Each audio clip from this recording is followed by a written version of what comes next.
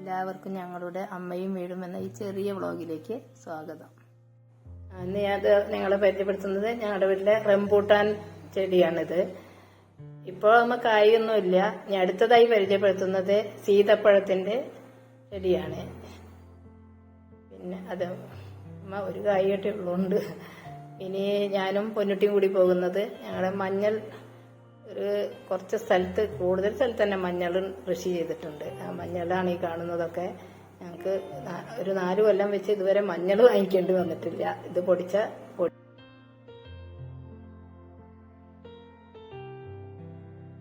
അടുത്തത് ഈ കുറച്ച് ഇഞ്ചിയാണിത്. ഇഞ്ചി കൃഷി ചെയ്തുകൊണ്ട് കുറച്ച് ചെറിയ തരത്തിലുള്ള കൃഷി ചെയ്തിട്ടുണ്ട്. വേപ്പാണിത്. വേപ്പ് വീട്ടാവശ്യത്തിനുള്ള വേപ്പൊക്കെ ഞങ്ങൾക്ക് ഒന്ന് കിട്ടും. ഇത് ബിരിയാണിക്കൊക്കെ ഇടുന്ന ബേ ലീഫിന്റെ ഒരു ചെറിയ മരമാണ് ബിരിയാണിയിലൊക്കെ ഉണ്ട്. ഇത് വെണ്ടയ്ക്കാണ്. അതുകൊണ്ട് ഞങ്ങൾ ഇടയ്ക്ക് സാമ്പാർ ഉണ്ടാക്കാറുണ്ട്, തോരൻ വെക്കാറുണ്ട്. അങ്ങനെ നല്ല വെണ്ട നന്നായി ഉണ്ടായിട്ടുണ്ട്. ഇത് കറ്റാർ വാഴ, പിന്നെ എല്ലാ കാര്യങ്ങൾക്കും എണ്ണ കാച്ചാനൊക്കെ ഉപയോഗിക്കുന്ന കറ്റാർ വാഴ.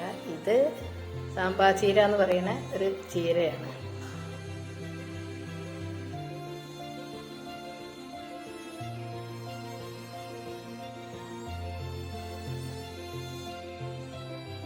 അടുത്തതായി ഇതാ ഞങ്ങൾ കുറച്ച് സ്ഥലത്ത് ഞാനും പൊന്നുമോനും കൂടി പയറ് പൊട്ടിക്കുന്നതാണിത്.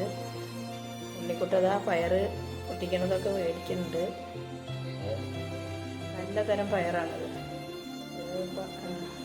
അത്യാവശ്യം ഉണ്ടായി 2-3 ദിവസമായി ഞങ്ങൾ പൊട്ടിച്ച് കഴിക്കുന്നതാണ്. ഉണ്ണിക്കുട്ടതാ പയറ് പൊട്ടിക്കണം. അടുത്തത് അവിടെ തന്നെ ഉണ്ടാക്കിയുള്ള ഒരു പപ്പായ മരമാണ്. വീട്ടാവശ്യത്തിനുള്ള പപ്പായ ഞങ്ങൾക്ക് കിട്ടുന്നുണ്ട്. അത് കഴിഞ്ഞ് പോകുന്നത്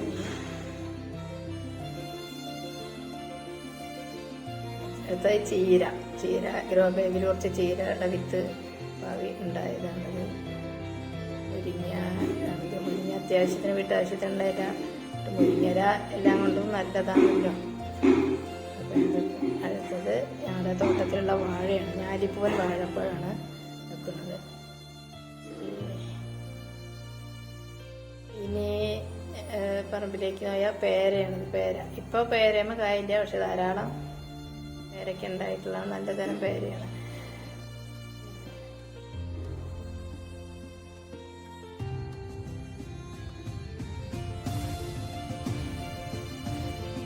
അടുത്തത് ഞങ്ങളുടെ തോട്ടത്തിലേക്ക് പോവുകയാണ്. അരിനെല്ലി എന്ന് പറയുന്ന ഒരു ചെറിയ നെല്ലി, അച്ചാറിടാനും ഉപ്പിലിടാനൊക്കെ നല്ല ടേസ്റ്റുള്ളൊരു സാധനമാണ്. അടുത്തത് ഞങ്ങൾ പോകുന്നത് ഞങ്ങളുടെ തോട്ടത്തിലേക്കാണ്. അവിടെ ധാരാളം കുരുമുളക്, കഴുകുമ്പലും തെങ്ങുമ്പലൊക്കെ 4-5 പടർത്തി ഉണ്ട്. അതുമ്പോൾ കുരുമുളക് ഉണ്ട്, നന്നായി കുരുമുളക് ഉണ്ടായിട്ട്. പിന്നെ തോട്ടത്തിൽ ധാരാളം വാഴകളുണ്ട്. പിന്നെ അടുത്തത് ചീര എന്ന് പറയുന്ന കൂർമാലീസ്, അത് കറിക്ക് നല്ല ടേസ്റ്റ് ഉള്ളതാണ്. അടുത്തത് തോട്ടത്തിൽ വലിയ ഒരു തെങ്ങിൻ്റെ അത്ര ഉയരത്തിലുള്ള ഒരു പപ്പായ മരം ഉണ്ടാകുമ്പോൾ നിറയെ പപ്പായ ഉണ്ട്. ഇത് ചേമ്പാണ്. ചേമ്പിൻ്റെ കടയും അതിൻ്റെ തണ്ടും കറിക്ക് നല്ല ഉപ്പേരിക്കും കറിക്കാൻ. അടുത്തത് 100 വർഷം പഴക്കമുള്ള ഒരു ഇരുമ്പാൻ പുളിയാണ്. എല്ലാ സമയത്തും കായ ഉണ്ടാവും. ഇത് ചെറിയ മുളക്, ചേനമുളക്. ഇതാണ് ഞങ്ങളുടെ പറമ്പ്. തിരിച്ച് ഇതെല്ലാം നനയ്ക്കുന്നത്, എല്ലാ കൃഷി ചെയ്യണമൊക്കെ നനച്ച് നല്ല രീതിയിൽ കൊണ്ടുനടക്കുന്ന പൈപ്പാണത്. അത് കഴിഞ്ഞ് ഇനി ഞങ്ങൾ ഇവിടെ നിന്ന് കോവയ്ക്ക പടർത്തിയിരുന്ന മരം വീണു. അപ്പോൾ അത് നിലത്ത് പടർന്ന് എടുക്കണം. കോവയ്ക്കയുടെ പൂവാണത്. അടുത്തത്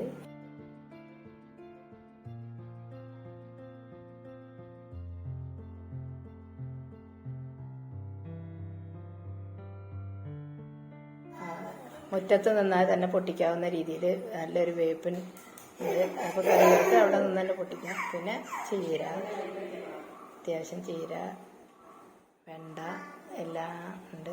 ഇനി ഈ വീഡിയോ കണ്ട എല്ലാവർക്കും അത് ഇഷ്ടപ്പെട്ടു എന്ന് വിചാരിക്കണം.